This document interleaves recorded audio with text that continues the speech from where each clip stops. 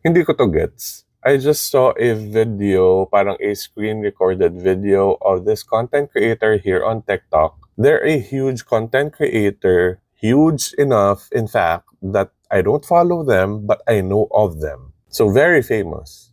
And I've known of them since the beginning of their career. So parang na-witness nating lahat yung pinagdaanan ng taong ito just to be famous. And we can tell that this person really wanted to be famous because they did everything. Like early on in their career, halos maghubad na sila here on TikTok. And I applaud them because they got to where they wanted. But that is also why that screen recorded video was weird to me.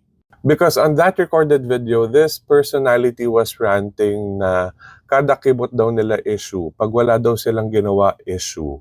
Lahat na lang daw ng gawin nila issue. Meron pa siyang sinabi na along the lines of, hindi na ba kami pwedeng gumawa ng mga normal na bagay, something like that. Essentially, nagagalit siya sa mga tao here on TikTok. Dahil ginagawan daw siya ng issue with people in their group. Eh sabi ko nga kanina, di ba, kilala natin tong creator na to since the start of their career. So alam natin kung may mali or kung may nagbago. Maybe that's why they're being called out. Ang weird lang sa akin, nung tinrabaho mo to be famous, ginawa mo lahat para sumikat.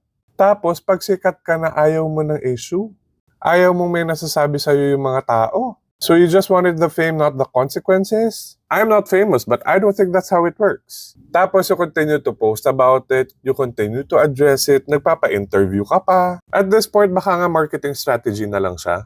And honestly, from what I know of this person is reveling in this issue. Huwag ka na umarte, gusto mo yan. You like the attention.